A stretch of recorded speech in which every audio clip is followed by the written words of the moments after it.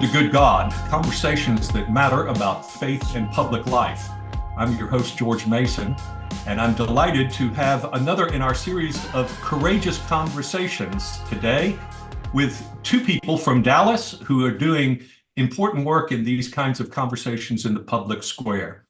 We welcome Christopher Walsh and Bill McKenzie, both from the George W. Bush Institute here in Dallas, and they are engaged in a project on pluralism that includes various arenas of pluralism in strengthening our democracy. But at the same time, we know that one of those areas is pluralism in religion. And that's what we're going to focus on, especially today. Chris is the director of global policy for the Bush Institute, and Bill is a senior editorial advisor. And it's a delight to have you both with us today. Thank you for joining me. Thank you, Likewise, George. really appreciate the opportunity. Well, you've launched out into these papers, I guess you might call them, and editorials. We had one in the Dallas Morning News recently. And this particularly is an important subject to us at Faith Commons, the organization that sponsors the Good God podcast, as we believe that pluralism in religion in America is unfinished business, you might say. So tell us more about what is behind your conversation about this and your project. Well, Bill, maybe I can take a stab and I'll let you jump in. Let me take a step back in terms of our general work on pluralism. We call this the Pluralism Challenge because quite simply, we fear and we're concerned that a lot of people in this country don't really appreciate or even understand the concept of pluralism. To be perfectly honest, one of the inspirations behind this series was a survey that was released by a group called PACE. It's Philanthropy for Active Civic Engagement, if I'm getting that correct. And in this survey, they had looked at a bunch of different terms related to democracy and what kind of feelings or associations were evoked by those different terms. Now, pluralism was the most outstanding term, not for a great reason, in that the 40% of the people surveyed said they had never even heard of the word pluralism. Another 40% said either they had a negative association with pluralism or a neutral association, and only about 19% said that pluralism was a good thing. And in our mind, this struck a chord because we said if we have a country of 330 million very different, very strange and quirky people, we need to understand this term of pluralism because it's what helps us navigate our differences. It's the social tolerance for different backgrounds, different beliefs, different religions that help us all work around our shared American values and how we solve our differences. I'll let Bill jump in, would offer some more thoughts, though. No, I think that's a good summary. Chris and I were involved with a series before this on Pluralism Challenge series, and that was called Democracy Talks. And we kept hearing over and over again various experts, scholars, talking about this importance of pluralism. And, in our time where obviously we know there are a lot of divisions and schisms and friction and polarization. So what is the antidote to some of that? And this kept coming up over and over again, not necessarily in a religious sense, but just in sense of a larger culture, to have a respect and understanding for pluralism. And in our work, for this series, the Pluralism Challenge, I think one thing that really jumped out at me was, and I'll borrow this from Harvard has a pluralism project where they make the difference, they emphasize the difference between diversity and pluralism. Diversity is very important. We want diversity. That's an asset in our country. But diversity by itself is not pluralism.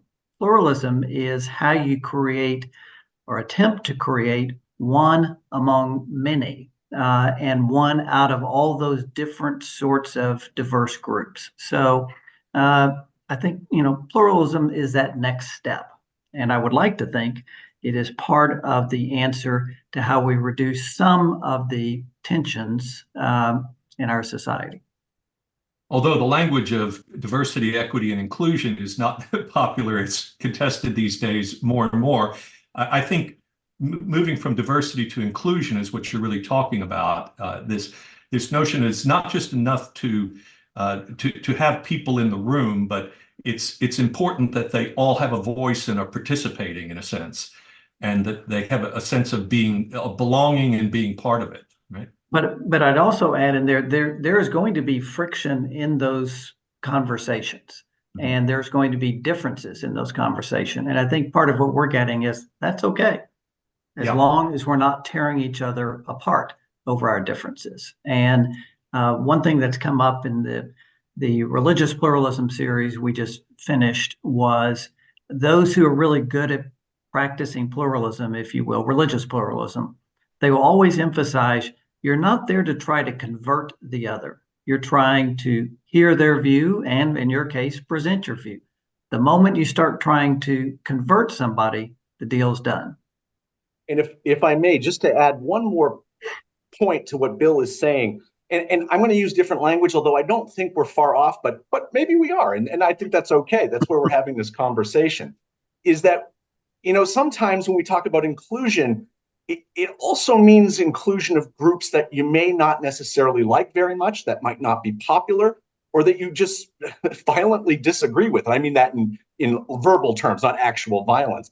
But pluralism, I would argue, is the system that allows us to coexist peacefully, gives us a space to work out our differences, to hash them out, not with violence, but through debate, discussion. And as Bill said, we may come away at the end of the day not agreeing, and that is okay.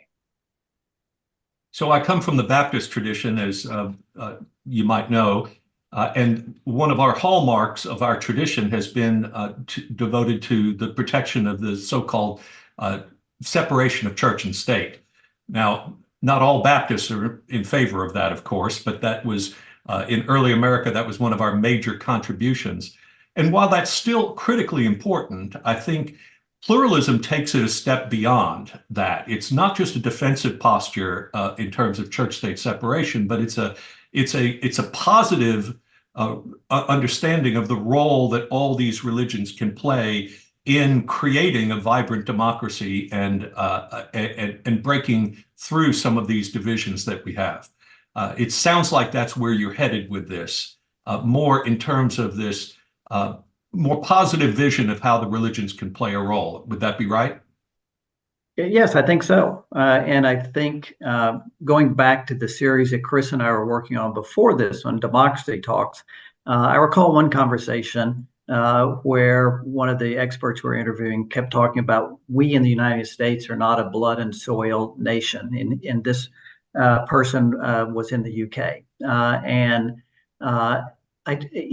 And he was the one talking about this importance of pluralism in a society like ours, in democracy, because we're not blood and soil. To your point, then, having room for these various religious traditions is important in our country. It's important for, our culture and our society, even though I don't agree with them all, we have room for it. We're not blood and soil. We're not just a country of one.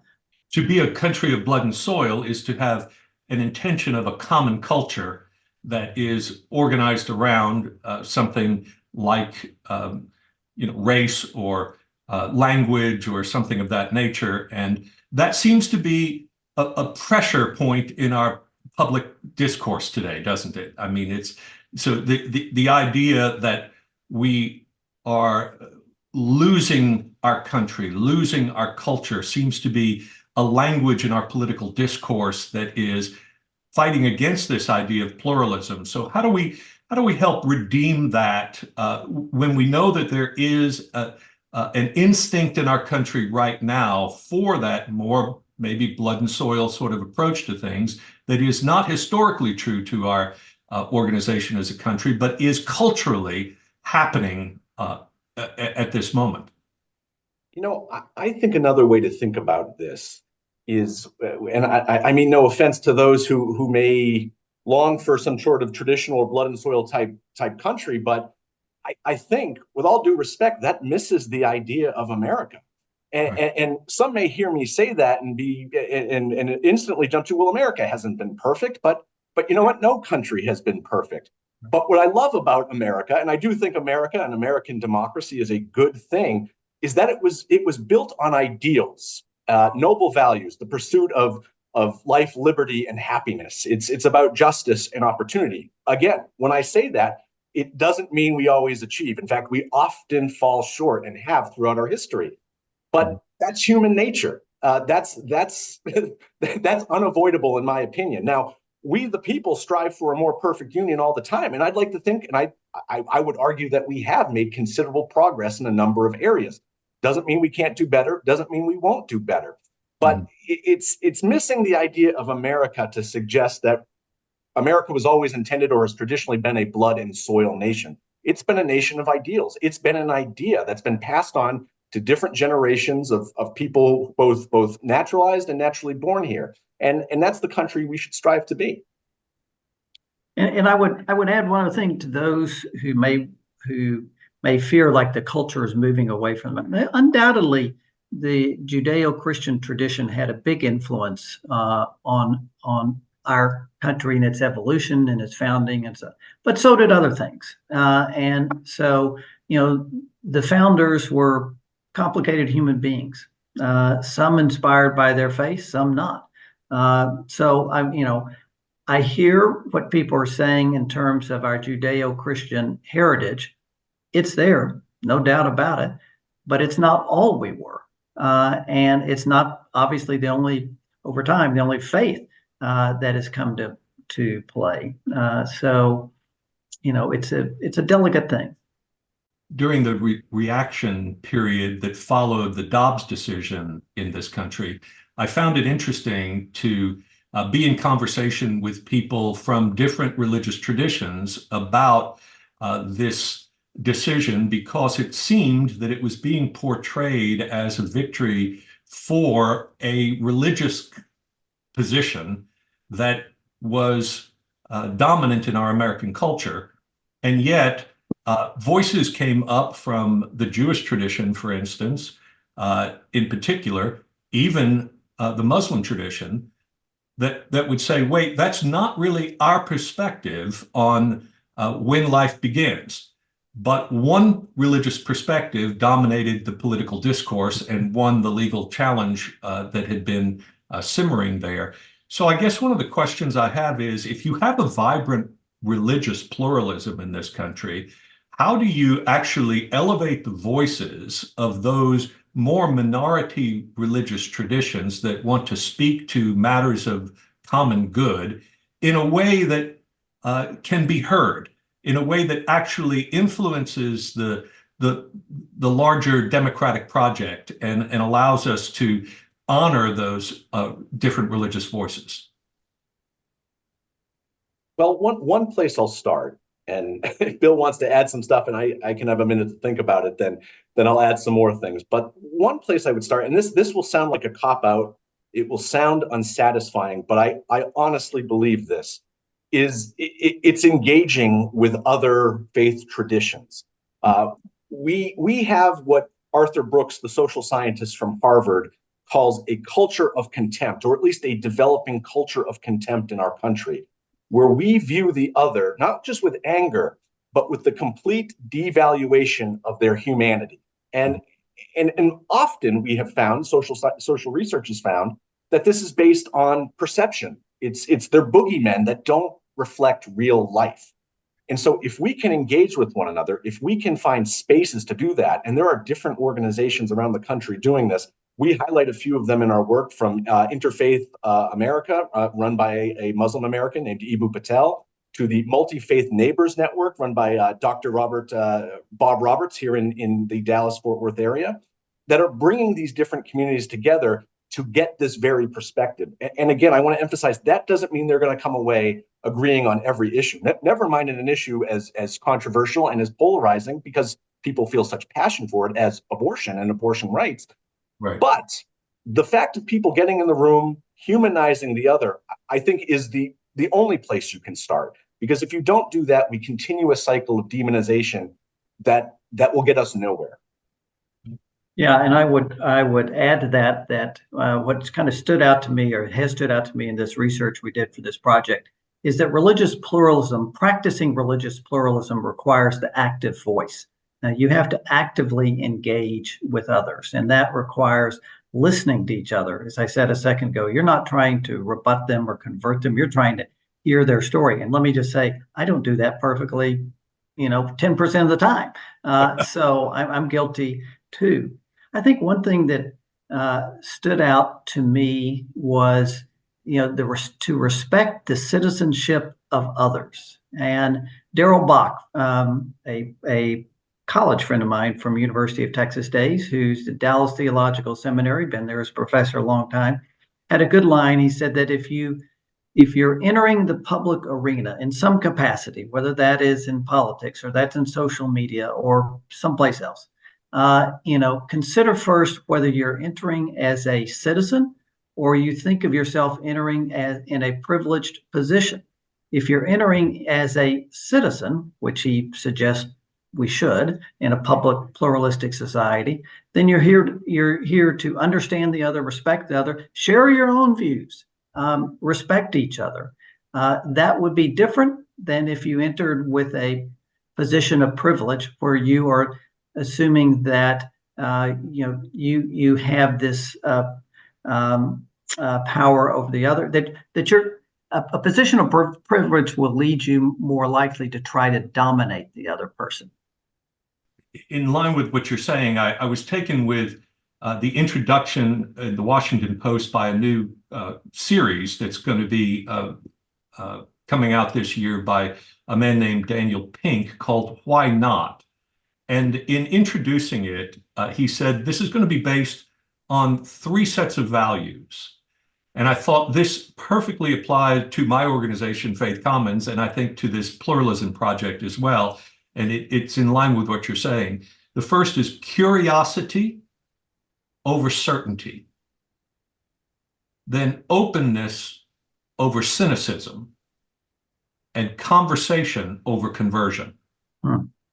Seems to me that those 3 pairings would be wonderful guiding principles for this pluralism approach that you're talking about. Yeah. I agree 100%. The only problem is actually doing it, and it seems so simple when we say it in 3 easy steps. But this is something that needs to be practiced. These are skills to be developed. And again, that's why engagement with these other faiths and other groups that think differently from us is so important. Those are opportunities to engage these very things. And you hear this a lot, these different skills, because they've been proven to work. From instead of trying to win an argument, exemplify curiosity, ask them why they feel that way. For genuine interest, but also just to help them explain their point. Maybe there's something you missed. Maybe there's something they missed. There's great value in going through that exercise. But no, 100% agree. And one other thing that I would throw in there is, we found through this research, in fact, we found this over and over, that collaborating on common projects is really key and important to kind of breaking down. Whether that's a common project of serving meals to people who are unhoused, or whether that is caring for the sick together in some capacity. Whatever the project, you come together as one. And Chris brought up Ibu Patel, who we've interviewed before, and he makes a point about hospitals being a great example of pluralism. You may have a doctor from this faith, a nurse from that faith, a anesthetist from this faith, a recovery person from that faith. They're all there on a shared project, and that's to get you well. You're not there to get baptized into their faith. You're there. They are there together on a common mission, and finding those opportunities for common mission is really important. I think too, coming out of my more conservative Baptist background, there was a fear that when you got into these kind of conversations, that you would lose your commitment to your own faith truth, and that by engaging on an equal basis, you would be somehow legitimizing the idea of another religion being equal to yours. And I think that's part of the stumbling block that people have in doing so, is that they are they're afraid that engaging will compromise something of the truth of their own religious tradition. What would you say to them in that process? Well, I think the first step, and I understand that fear. No one wants to be proven wrong or to doubt deeply held beliefs. But I would argue when you're entering into that relationship, when you're going to be talking about matters of faith, maybe start with the smaller questions. You don't have to get into the existential right away.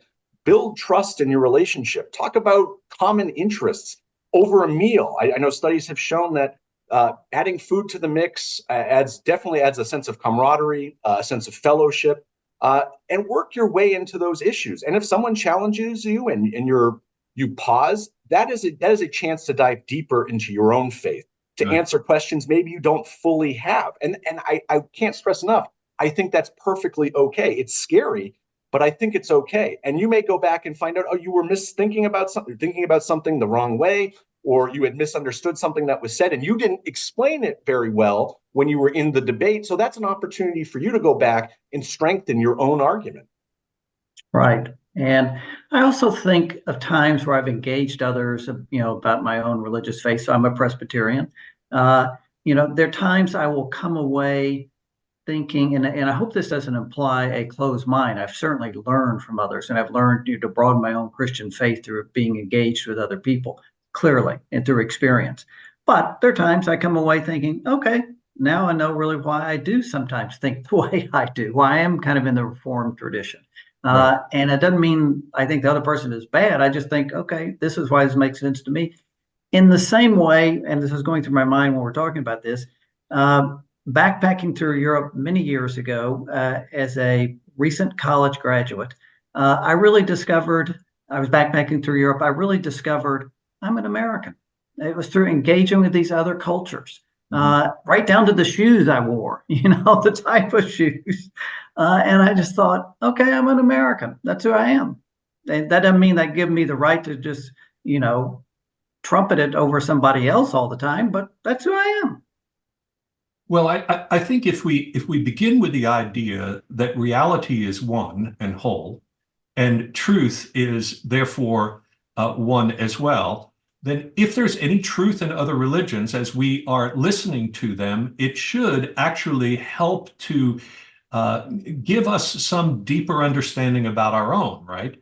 I found myself in this interfaith work, and I tend to choose the language of interfaith rather than multi-faith only because it feels to me like interfaith allows me to be changed by the other, where in a multi-faith sense, I'm respecting the place of everyone around me, but I want to know how God might be at work in someone else's faith to deepen my own. And an example of that might be, for me, for instance, in relationship to a Buddhist tradition, when I hear Jesus saying to deny oneself and take up the cross and follow me. There's a lot in the Buddhist tradition that talks about emptying oneself and setting aside the egocentricity and those sorts of things. I'm not sure I would have fully understood that in the way that I do today if it were not for engagement with the Buddhist tradition and saying what's similar and different in the way they think of that and the way our Christian faith treats it. It enriched my understanding of my own faith tradition to hear that and to recognize that they're working on a concept that's not terribly unlike what Jesus said. Two thoughts that come to mind after hearing you say that is I brought up Arthur Brooks earlier. He's also a devout Catholic, as am I, or at least I try to be. And he often talks about, to your point, the Buddhist faith, the Dalai Lama, and his spiritual enlightenment and guidance. And I think that has made Arthur Brooks more confident in his own faith, having those insights, learning from that perspective. For myself, talking with some of my Protestant friends, Catholics are notoriously bad about reading their Bibles, about knowing Scripture. I remember getting into a debate, not an argument, but a good-natured debate about why Catholics believe in confession. And ended up forcing me to go read my Bible and look at some of the arguments for that. So again, I go back to this idea about engaging with other faiths, or even other faiths from your particular, or other perspective, other sects and your particular religion, helps strengthen your own viewpoint. And I don't know why you would resist such a thing. So Hans Kung, the Catholic theologian, famously said, "No peace among the nations without first peace among the religions." And I think we've recognized that religions have been at the heart of a lot of conflicts among nations. We certainly are seeing a piece of that right now in the Middle East with the war in Gaza, and that's not the only place in the world we've seen this. But we have, on a lesser scale, but on a cultural basis, a similar struggle here in the United States even now. So as we sort of wrap up our conversation today, I wonder if you would express some hope to our listeners about how this commitment to a more vigorous religious pluralism might play out, at least in our own country, toward a healing of our democracy and a strengthening of our national identity. No easy questions on this discussion, for sure. I'll take this one, and then you can jump in after you get the bat cleaned up, Chris. It's your time. I'm encouraged both at the international level and the local level. Clearly, there are a lot of tensions. So let me just preface that. So no doubt. But you look at this multi-faith neighbors network that Pastor Roberts and others, leaders of three major Abrahamic faiths, get together. They have these conferences. They have these projects they work on together. And Chris and I went to one, and maybe you were there too, George, but it was in Keller, Texas, at Pastor Roberts' church. And there are people who have very sharp differences and come through this differently. But to see them be real pals and really try to understand each other. So I'm encouraged by that. I'm encouraged about other projects I've seen, some of which we mentioned this essay, before you see scholars, laity coming together to try to understand each other's text and what they mean.